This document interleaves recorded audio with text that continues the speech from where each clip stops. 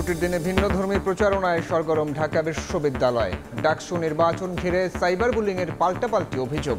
বৈষম্য বিরোধী প্যানেলকে সমর্থন জানিয়ে সরে দাঁড়ালেন মাহিন সরকার। যে প্রার্থীগুলোকে রাজনৈতিকভাবে মোকাবিলা করতে ব্যর্থ হয়ে এই অপপ্রচারে একটা গোষ্ঠী নেমেছে। আমাদের যারা নারী প্রার্থী আছে তাদের বিরুদ্ধে ক্রমাগত সাইবার বুলিং হচ্ছে। আবু বাকের মজুমদারের বিজয়ী, মাহিন সরকারের বিজয় বলে সূচিত হবে। মাহিনের সিদ্ধান্তকে সাধুবাদ জানাই। আমরা মনে করি গণ অভ্যুত্থানের শক্তি এক থাকলে গণ অভ্যুত্থানের যে অপশক্তি আছে তারা আর কোনো সুযোগ পাবে না। সব প্রতিকূলতা পেরিয়ে সুষ্ঠু ভোটের আশা নির্বাচন কমিশনের। যার যতটুকু সময় লাগে অতটুকু সময়ের ভিতর যাতে ভোটদান প্রক্রিয়া শেষ করে অন্যকে সুযোগ দেওয়ার জন্য এই অনুরোধটুকু আমাদের প্রিয় ছাত্রছাত্রীদের প্রতি আমাদের থাকবে। দেখছিলেন প্রধান শিরোনাম। সন্ধ্যার সময় সঙ্গে আছি আমি সাইফুল রুদ্র। এবার অন্যান্য শীর্ষ সংবাদ। সংখ্যানুপাতিক নির্বাচনের দাবিতে রাজধানীতে জামায়াতের বিক্ষোভ, প্রয়োজনীয় সংস্কারের তাগিদ। পিআর সহ নানা ইস্যু তুলে ভোট বানচালে ষড়যন্ত্রের অভিযোগ বিএনপি নেতার। প্রস্তাবিত আরপিও নিয়েও রাজনৈতিক দলগুলোর ভিন্ন মত। বিএনপি স্বাগত জানালেও পিআর অন্তর্ভুক্তি চায় জামায়াত। ইসির সক্ষমতায় গুরুত্ব এনসিপির। ভাঙার 2 ইউনিয়নকে ফরিদপুর 2 আসনে অন্তর্ভুক্ত করার প্রতিবাদে মহাসড়ক অবরোধ। বাঁকখালী নদীর তীরে উচ্ছেদ অভিযান ঠেকাতে কক্সবাজারের স্থানীয়দের বিক্ষোভ। এবং দরবার শরীফ নিয়ে বিতর্ক। ভক্তদের সঙ্গে তৌহিদি জনতার সংঘর্ষে রণক্ষেত্র রাজবাড়ির গোয়ালন্দ। মাজারে আগুন, আহত শতাধিক, পুলিশের গাড়ি ভাঙচুর।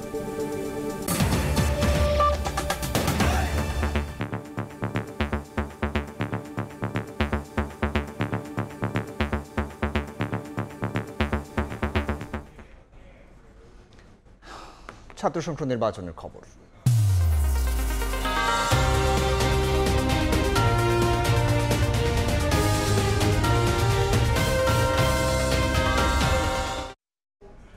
ডাকসু নির্বাচনের প্রচারণার বাকি আর মাত্র 2 দিন।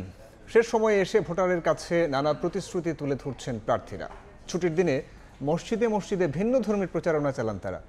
ভোটারদের কাছে নিজেদের ইশতেহার তুলে ধরার পাশাপাশি পাল্টাপাল্টি অভিযোগ তোলেন। এদিকে ভোটের 3 দিন আগে আবু বাকের মজুমদারকে সমর্থনে সরে দাঁড়ালেন মাহিন সরকার। জুমার নামাজ শেষ হতেই হলগুলোর মাঠে মাঠে নির্বাচনী আমেজ। বিভিন্ন প্যানেল আর স্বতন্ত্র প্রার্থীরা নিজ নিজ লিফলেট হাতে ভোটারদের সঙ্গে করেন কুশল বিনিময়, তুলে ধরেন নিজেদের ইশতেহার। শুক্রবার দুপুরে হাজী মোহাম্মদ মুহসিন হলে জুমার নামাজ আদায় করেন ছাত্রদল মনোনীত প্যানেলের ভিপি প্রার্থী আবিদুল ইসলাম খান। ভোটে জিতলে নতুন আবাসিক হল তৈরি সহ নানা প্রতিশ্রুতি দেন তিনি। অভিযোগ তোলেন অপপ্রচারের। যে প্রার্থীগুলোকে রাজনৈতিকভাবে মোকাবিলা করতে ব্যর্থ হয়ে এই অপপ্রচারে একটা গোষ্ঠী নেমেছে।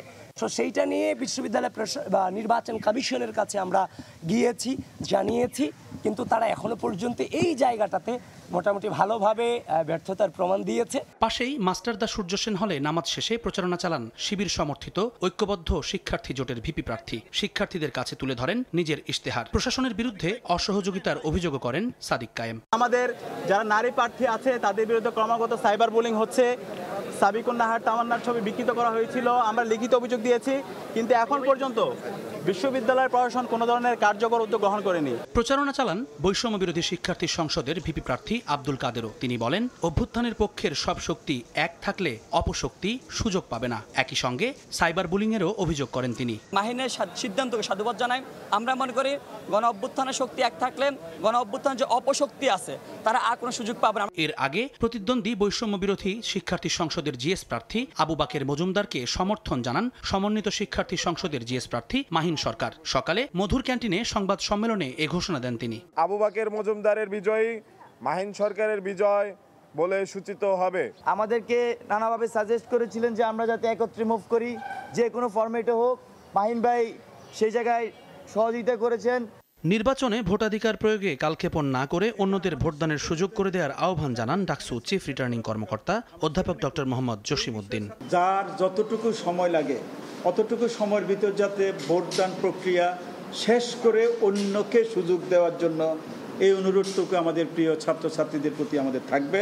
তফসিল অনুযায়ী ৭ সেপ্টেম্বর রাত ১০টা পর্যন্ত প্রচারণার মাঠে থাকতে পারবেন প্রার্থীরা। এবারের ডাকসু নির্বাচনে ভোট দেবেন মোট ৩৯,৭৭৫ জন ভোটার। চুম্মান সাদিক, জ্যাভলিন, সময় সংবাদ, ঢাকা। এই মুহূর্তে ঢাকা বিশ্ববিদ্যালয়ে আছেন সহকর্মী শফিকুজ্জামান রুবেল, সরাসরি যাচ্ছি তার কাছে। কিছুক্ষণ আগেই মূলত ডাকসু নির্বাচনের যেই প্যানেল রয়েছে, সমন্বিত শিক্ষার্থী প্যানেল, সেই প্যানেলের পক্ষ থেকে কিন্তু একটি সংবাদ সম্মেলন হয়েছে। যেই প্যানেলে মূলত জিএস প্রার্থী ছিল মাহিন সরকার, তিনি মূলত জিএস প্রার্থী বাকেরকে সমর্থন জানিয়ে তিনি তার প্রচারণা থেকে সরে গিয়েছেন। সেই প্যানেল কিছুক্ষণ আগে জানিয়েছেন যে তারা তাদের প্যানেলের গঠনের শুরু থেকেই নানা ষড়যন্ত্র শিকার হচ্ছেন। হুট করে তাদের জিএস প্রার্থী চলে যায়, তারা খুব বেশি চাপ ফিল না করলেও তারা নানান অভিযোগ তুলে ধরছেন যে তাদের প্যানেলকে মূলত নিশ্চিহ্ন করার ষড়যন্ত্র চলছে, এই অভিযোগ তারা তুলে ধরছিলেন। এছাড়া নানা অভিযোগের মধ্য দিয়ে কিন্তু এই ডাকসু যে প্রচারণা, সেই প্রচারণা এখন পর্যন্ত চলে আসছে। রিটার্নিং কর্মকর্তা বা প্রশাসনের বরাবর কিন্তু নানা অভিযোগও এখন পর্যন্ত আমরা জমা পড়তে দেখেছি। কিন্তু প্রশাসনের পক্ষ থেকে বা চিফ রিটার্নিং কর্মকর্তার ভাষ্যমতে কিন্তু যতটা এই অভিযোগ রয়েছে, সেই অভিযোগের পরও তারা সন্তুষ্ট প্রকাশ করছেন যে এখন পর্যন্ত ডাকসু নির্বাচন ঘিরে তেমন কোনো বড় ধরনের কোনো ঝামেলা কিন্তু হয়নি। যা যতটুকু হয়েছে তা পেরিয়েই মূলত সুশৃঙ্খলভাবেই আগামী যে 9 তারিখ নির্ধারিত দিনেই ভোট অনুষ্ঠিত হবে এবং এখন পর্যন্ত প্রার্থীরা কিন্তু তাদের জায়গায় যে প্রচারণা, সেই প্রচারণা চালাচ্ছেন। আমরা দেখছি যে আজকেও সারাদিন প্রচারণা চালিয়েছেন বিভিন্ন যেই প্যানেলের প্রার্থীরা রয়েছেন, জিএস প্রার্থী, ভিপি প্রার্থী বা অন্যান্য প্রার্থী, তারা কিন্তু তাদের যেই প্রতিশ্রুতি, তাদের যেই ইস্তেহার, সেই ইস্তেহার তুলে ধরছেন এবং সকলেরই একটাই কথা তারা বলছেন যে সকলেই দলমত নির্বিশেষে শিক্ষার্থীদের জন্য কাজ করতে চান। শিক্ষার্থীরা তাদের চুলচেরা বিশ্লেষণ করছেন যে কোন প্রার্থীকে তারা বেছে নেবেন। 40,000 ভোটার, তারাও কিন্তু তাদের সব কিছু বিবেচনা করেই তাদের নেতা নির্বাচিত করতে চান। তো সব মিলিয়ে ডাকসুর নির্বাচনের খবরাখবর এই ছিল এই মুহূর্তে। ডাকসু নির্বাচনের প্রচারণার খবর জানাচ্ছিলেন সহকর্মী শফিকুজ্জামান রুবেল।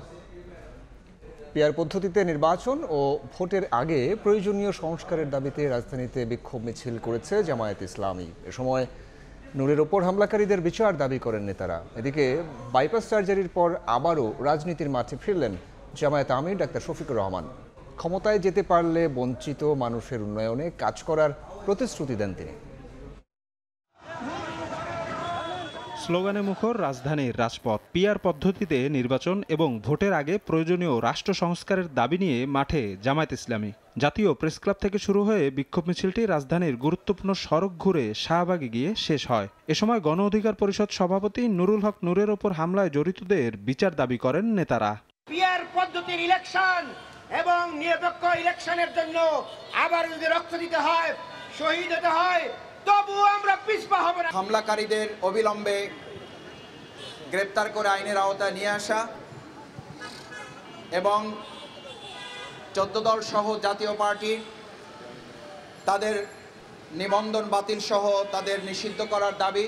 এদিকে বাইপাস সার্জারির শেষে প্রথমবার জনসমক্ষে এলেন জামায়াতের আমির ডাক্তার শফিকুর রহমান। শুক্রবার রাজধানীর মিরপুরে উদ্বোধন করেন ফ্রি মেডিকেল ক্যাম্প। বক্তব্যে তিনি ভয় শঙ্কামুক্ত বাংলাদেশ বিনির্মাণ করতে জনগণকে জামায়াত ইসলামের পাশে থাকার আহ্বান জানান। ক্ষমতায় গেলে সব পরিষেবায় বঞ্চিতরা অগ্রাধিকার পাবেন বলেও জানান তিনি। আমরা কথা বলি নাগরিকদের জন্য, আমরা কাজ করি নাগরিকদের জন্য। আমার বাংলাদেশে চিকিৎসা নেওয়াটা ছিল যারা অল্প কিছু হলেই, হাঁচি কাশি হলেই বিদেশে দৌড় দেন, তাদের সেই উদ্যোগের প্রতিবাদ। ভাই বন্ধু, মা বোন, মেয়ে সত্যিই যদি ভয়মুক্ত শঙ্কামুক্ত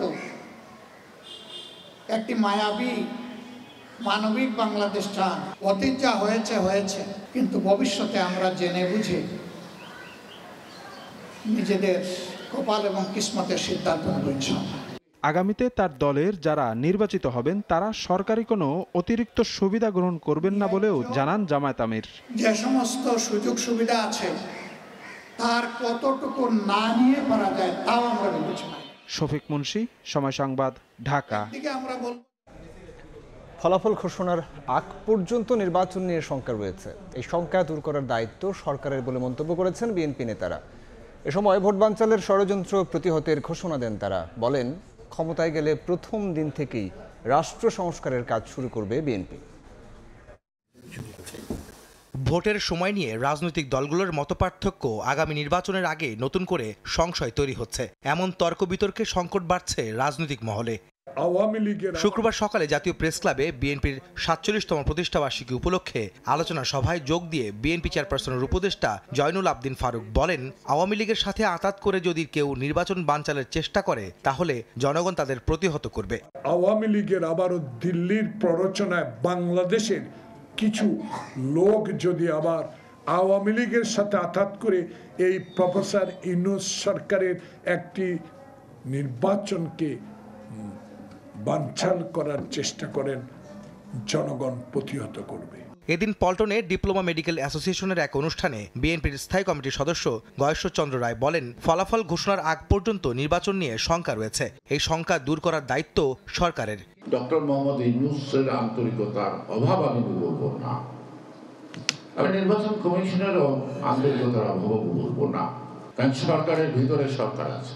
প্রধান উপদেষ্টার কথা বলে একটা, ওনার পিএল বলে আরেকটা। যতদিন পর্যন্ত নির্বাচন না হবে, ফলাফল ঘোষণা না হবে, ততক্ষণ পর্যন্ত এই জনগণের এই আশঙ্কা কাজ করবে। এই আশঙ্কা কিভাবে সরকার দূর করবে এটা তার ম্যাটার। এদিন সিলেট জেলা শিল্পকলা একাডেমিতে বিএনপির প্রয়াত অর্থমন্ত্রী এম সাইফুর রহমানের ১৬তম মৃত্যুবার্ষিকী উপলক্ষে আয়োজিত স্মরণ সভায় যোগ দেন বিএনপির স্থায়ী কমিটির সদস্য ডক্টর মঈন খান। তিনি বলেন, মধ্যম পন্থাই সর্বোত্তম পন্থা, বিএনপি সে পন্থায় রাজনীতি করে। আমরা বিএনপি যারা করি, আমরা যারা জাতীয়তাবাদী বিশ্বাস করি, আমরা মধ্যপন্থার রাজনীতি করি। অনেকে আমাদের দুর্বল মনে করে, কিন্তু আমাদের দুর্বল মনে করুক বা সবল মনে করুক, মধ্যপন্থায় যে সর্বোত্তম পন্থা, এটা কিন্তু কেউ অস্বীকার করতে পারে না। এদিকে বগুড়ায় বিএনপির প্রতিষ্ঠাবার্ষিকী উপলক্ষে জেলা বিএনপি আয়োজিত অনুষ্ঠানে যোগ দেন দলটির সিনিয়র যুগ্ম মহাসচিব রুহুল কবির রিজভী। আহমেদ সালেহীন, সময় সংবাদ, ঢাকা। নির্বাচন কমিশনের প্রস্তাবিত আরপিও নিয়েও ভিন্নমত জানিয়েছে রাজনৈতিক দলগুলো। বিএনপি একে স্বাগত জানালেও আপত্তি জানিয়েছে জামায়াতে ইসলামী। সুষ্ঠু নির্বাচনে এটি সহায়ক ভূমিকা রাখবে বলে আশা বিএনপি নেতা ইকবাল মাহমুদ টুকুর। তবে আরপিওতে পিআর অন্তর্ভুক্ত করার দাবি জামায়াতের। শুধু আইন প্রয়োগ নয়, বরং তা বাস্তবায়নে ইসির সক্ষমতায় গুরুত্ব দিচ্ছে এনসিপি। হাসান ওয়ালির রিপোর্ট। অন্তর্বর্তীকালীন সরকারের সংস্কার পরিকল্পনার বড় অংশ জুড়ে জায়গা পেয়েছে নির্বাচন ব্যবস্থা। এরই মধ্যে গণপ্রতিনিধিত্ব আদেশ আরপিও সংশোধনের প্রস্তাব চূড়ান্ত করেছে নির্বাচন আয়োজনকারী সাংবিধানিক সংস্থা নির্বাচন কমিশন। এবারের আরপিওতে বেশ কিছু বড় পরিবর্তনের পক্ষে অবস্থান নিয়েছে ইসি। এতে ভোটার অনুপাতে নির্বাচনী ব্যয় আসন ভিত্তিক ২৫ লাখেরও বেশি করার সুযোগ, একক প্রার্থীর আসনে না ভোট চালু, জোটে ভোট করলেও প্রার্থীকে নিজ দলের প্রতীকে নির্বাচন করা, রিটার্নিং অফিসারের ভোট বাতিলের ক্ষমতা সহ ছোট বড় ৪০ থেকে ৪৪টি সংশোধন প্রস্তাব করেছে নির্বাচন কমিশন। শিক্ষা প্রতিষ্ঠানের ম্যানেজিং কমিটিতে থাকা নির্বাচনে অযোগ্যতা বিবেচনা ছাড়া প্রস্তাবের বেশিরভাগে একমত জাতীয় নাগরিক পার্টি এনসিপির সদস্য সচিব আখতার হোসেন। শিক্ষা প্রতিষ্ঠানের ম্যানেজিং কমিটিতে সমাজের সবথেকে গ্রহণযোগ্য যারা ব্যক্তিরা আছেন তারা থাকেন। এখন রাজনীতিবিদরা কখনো গ্রহণযোগ্য হতে পারবেন না, ব্যাপারটা তো এমন নয়। শুধু প্রস্তাবনার মধ্যে নয় বা শুধু আইনের মধ্যে সীমাবদ্ধ থেকে নয়, যেন সত্যিকার অর্থেই সেগুলোর প্রয়োগ থাকে। জামায়াত ইসলামীর এই নেতা বলছেন, আলাপ আলোচনা ছাড়াই চূড়ান্ত প্রস্তাবনা এনেছে ইসি। আরপিওতে পিআর পদ্ধতি যুক্ত না করলে নির্বাচন সুষ্ঠু হবে না বলে দাবি দলটির এই নেতার। আলাপ আলোচনা না করে যদি ওনারা এই সংশোধনগুলো আনে, তাহলে এখানে পরিপূর্ণতা সমস্যা থেকে যায়। আরপিওতে পিআর পদ্ধতিটা যেন আনে, পিআর পদ্ধতি ছাড়া নির্বাচন হলে নির্বাচন সুষ্ঠু হবে না। সুষ্ঠু নির্বাচনের জন্য প্রস্তাবিত আরপিওকে গ্রহণযোগ্য বলছেন বিএনপির এই নেতা। তবে জোটবদ্ধ দলের শরিকদের প্রতীক ব্যবহার বন্ধ এবং শিক্ষা প্রতিষ্ঠানের ম্যানেজিং কমিটির সদস্যদের নির্বাচনে অযোগ্য হিসেবে বিবেচনা করার সমালোচনা করলেন স্থায়ী কমিটির এই সদস্য। যেসব সংস্কার আনছে আমি কোনোটাতেই মনে করি ইলেকশনের সাথে কোনো কন্ট্রাডিকশন করে নেই। যেটা করেছে আমি মনে করি এটা জনগণের কাছে গ্রহণযোগ্য, আমরা রাজনীতি আমাদের কাছে গ্রহণযোগ্য। জোটের যে প্রার্থী হবে, যে জোটে যে লিড করবে, তার মার্কাটা নেওয়াতে আমি কোনো অসুবিধা দেখছি না। প্রস্তাবিত আরপিও আইন মন্ত্রণালয়ে ভেটিং হলে সরকারের অনুমোদনের জন্য তা উত্থাপন করা হবে উপদেষ্টা পরিষদের সভায়। সেই ধাপ পেরিয়ে রাষ্ট্রপতি সংশোধনীর অধ্যাদেশ জারি করবেন। হাসান ওয়ালি, সময় সংবাদ, ঢাকা। ফরিদপুর 4 আসন থেকে ভাঙ্গা উপজেলার আলগি ও হামিরদি ইউনিয়নকে ফরিদপুর 2 আসনে যুক্ত করায় আবারও মহাসড়ক অবরোধ করে বিক্ষোভ করছেন স্থানীয়রা। সকালে ঢাকা বরিশাল মহাসড়কের পুকুরিয়া ও হামিরদি বাসস্ট্যান্ড এবং ঢাকা খুলনা মহাসড়কের সুয়াদি ও আলগি বাসস্ট্যান্ড এলাকায় সড়ক অবরোধ করা হয়। যান চলাচল বন্ধ হয়ে ভোগান্তিতে পড়েন যাত্রীরা। 3 দিনের মধ্যে পুনরায় গেজেট প্রকাশ করা না হলে কঠোর আন্দোলনে নামার হুঁশিয়ারি দেন তারা। পরে অবরোধ তুলে নিলে স্বাভাবিক হয় যান চলাচল। এদিকে বিকেলে আবার ভাঙ্গা গোলচত্বর এলাকায় সড়ক অবরোধ করে বিক্ষোভ করেন স্থানীয়রা। নির্বাচন কমিশন প্রকাশিত গেজেটে ফরিদপুর 4 আসনের ভাঙ্গা উপজেলার আলগি ও হামিদি ইউনিয়নকে ফরিদপুর 2 আসনের অন্তর্ভুক্ত করা হয়। কক্সবাজারের বাঁকখালী নদীর তীরে অবৈধ স্থাপনা উচ্ছেদ অভিযান ঠেকাতে বিক্ষোভ করেছেন স্থানীয়রা। সকালে বিমানবন্দর সড়কে নেমে আসে শত শত মানুষ। টায়ারে আগুন জ্বালিয়ে 4 রাস্তার মোড়ে ব্যারিকেড দেন তারা। এক পর্যায়ে সেনাবাহিনীর গাড়ির সামনে অবস্থান নেন তারা। বিক্ষোভ করার পাশাপাশি অনুরোধ করেন উচ্ছেদ কার্যক্রমে না যেতে। পরে বাধার মুখে পিছু হটে বিআইডব্লিউটি এর কর্মকর্তারা। 2 ঘণ্টা পর বিমানবন্দর সড়কে যান চলাচল স্বাভাবিক হয়।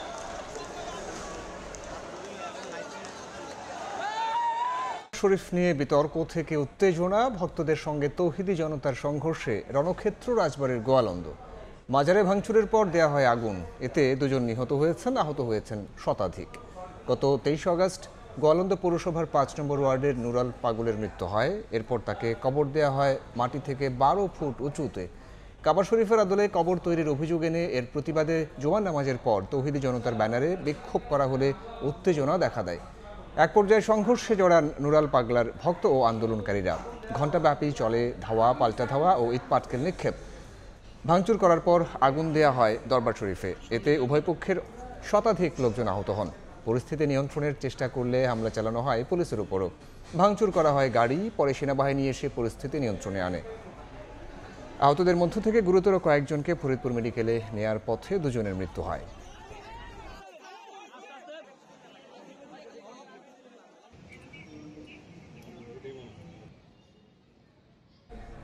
সন্ধ্যার সময় আরও থাকছে। 2 মাসের রাজনৈতিক অস্থিরতার অবসান থাইল্যান্ডে। পার্লামেন্টে ভোটাভুটির পর নতুন প্রধানমন্ত্রী নির্বাচিত হলেন অনুতিন চানভিরাকুল। শিগগিরই নেবেন শপথ। আবহাওয়ার মতোই গরম হয়ে আছে রাজধানীর বাজার। বিক্রেতারাই বলছেন সরবরাহ সংকটের সপ্তাহ ব্যবধানে কেজিতে 10 থেকে 20 টাকা পর্যন্ত বেড়েছে বেশিরভাগ সবজির দাম। হালিতে 1200 টাকা পর্যন্ত ইলিশের দাম কমলেও আসেনি ভোক্তার নাগালে। কারণ বাজার ঘুরে রিপোর্ট করেছেন অন্তরা সেন। কাঠফাটা রোদের থেকেও যেন বেশি উত্তাপ ছড়াচ্ছে রাজধানীর সবজির বাজার। শুক্রবার সাপ্তাহিক ছুটির দিন সকালে কারওয়ান বাজারের বিক্রেতারা জানান, একদিকে গ্রীষ্ম মৌসুমের শেষ সময়, সেই সঙ্গে কিছুদিন আগের বৃষ্টি বাদলে আবাদ নষ্ট হওয়ায় এখনো কাটেনি সরবরাহ সংকট। বেশিরভাগ সবজির কেজি পড়ছে 80 টাকার বেশি। একমাত্র আলু এবং পেঁপে ছাড়া সমস্ত জিনিসের দামই 70, 80, 100 টাকার উপরে সবজি। আমাদের ব্যয় বাড়ছে কিন্তু আয় তো বাড়ছে না, সেজন্য আমাদের জন্য, সাধারণ মানুষ আমরা যারা, আমাদের জন্য কষ্ট হয়। সপ্তাহ ব্যবধানে ইলিশের দাম গড়ে 100 থেকে 300 টাকা কমলেও এখনো রয়ে গেছে ভোক্তার নাগালের বাইরে।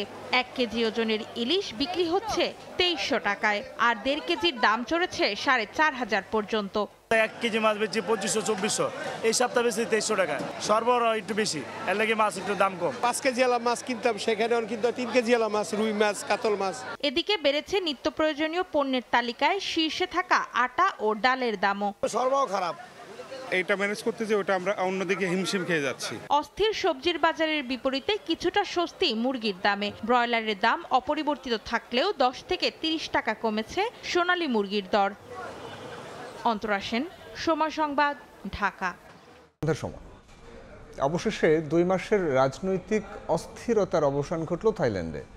দেশটির নতুন প্রধানমন্ত্রী নির্বাচিত হলেন অনুতিন চানভিরাকুল। স্থানীয় সময় শুক্রবার পার্লামেন্টে ভোটাভুটির পর নির্বাচিত হন তিনি। অনুতিন ভুমজাইথাই পার্টির নেতা, একই সঙ্গে থাইল্যান্ডের বিশিষ্ট ধনকুবের ব্যবসায়ীও। গেল মাসে বরখাস্ত হন ফিউথাই পার্টির পেতংতান সিনাওয়াত্রা। তার পরিবর্তে প্রধানমন্ত্রী হলেন চানভিরাকুল। থাইল্যান্ডের পার্লামেন্টের 492 জন সক্রিয় সদস্যের মধ্যে 311 জনের ভোট পেয়ে জয়ী হন তিনি। আগামী কয়েকদিনের মধ্যে তিনি ও তার দল প্রধানমন্ত্রীর দফতরের দায়িত্ব নেবেন বলে জানা গেছে। অনুতিনের জয়ী হওয়ার মধ্য দিয়ে দেশটির 2 দশকের রাজনৈতিক প্রেক্ষাপটের পরিবর্তন হতে চলেছে বলে মনে করছেন অনেকেই। เมื่อสักครู่นี้ผมเห็นท่านจุลพันธ์ผมเชื่อว่าในสภาแห่งนี้เกือบ500ท่านเนี่ยให้ประธานช่วยพิจารณาครับเรียนท่านประธานครับก็ผม সন্ধ্যার সময় খারাপ সময় পেছনে ফেলে এশিয়া কাপে বাংলাদেশের ভালো করার সম্ভাবনা দেখছেন তাসকিন আহমেদ। গেল কয়েকদিনের কঠোর অনুশীলন দলের মধ্যে এই আত্মবিশ্বাস তৈরি করেছে বলে মনে করেন এই পেসার। এশিয়ান কাপ সামনে রেখে এমন প্রস্তুতির জন্য বোর্ডকে ধন্যবাদ দিয়েছেন তাসকিন। আমাদের সবারই এক্সপেকটেশন চ্যাম্পিয়ন হওয়া মূল লক্ষ্য। আসলে শুধু পার্টিসিপেট করতে তো যাচ্ছি না, চ্যাম্পিয়ন হওয়ার লক্ষ্যে লাস্ট 3টা সিরিজই আমরা আল্লাহর রহমতে ব্যাক টু ব্যাক জিতছি। আমাদের যে টিমটা এই মুহূর্তে যে ট্রানজ্যাকশন পিরিয়ডটা যাচ্ছিল তখন কিন্তু আমরা একটু হারতেছিলাম, অন অ্যান্ড অফ ছিলাম। এই যে দেখেন ইমপ্রুভমেন্টের ধারাটা, আমরা সবাই এত কষ্ট করতেছি, সবাই ট্রেনিংয়ে, টিমমেটস, কোচিং স্টাফ সবাই, ইভেন বিসিবি অনেক হেল্প করতেছে। তো সব মিলে আমরা আগায় যাচ্ছি এবং আশা করতেছি এই ধারাবাহিকতাটা থাকলে অনেক ভালো কিছু হবে। এ পর্যায়ে শীর্ষ সংবাদ জানিয়ে দিচ্ছি আরেকবার। জাতীয় পার্টির কাকরাইল কার্যালয়ে আবারও হামলা, ভাঙচুর, অগ্নিসংযোগ, জলকামান নিক্ষেপ পুলিশের, থমথমে পুরো এলাকা, যান চলাচল বন্ধ। তৌহিদি জনতার ব্যানারে মাজারে হামলা, অগ্নিসংযোগ, রাজবাড়িতে অনুসারীদের সঙ্গে সংঘর্ষে নিহত 2, আহত শতাধিক, পুলিশের গাড়ি ভাঙচুর। এবং ছুটির দিনে প্রচারণায় সরগরম ঢাকা বিশ্ববিদ্যালয়, ডাকসু নির্বাচন ঘিরে সাইবার বুলিংয়ের পাল্টাপাল্টি অভিযোগ, বৈষম্য বিরোধীদের সমর্থন জানিয়ে সরে গেলেন মাহিন।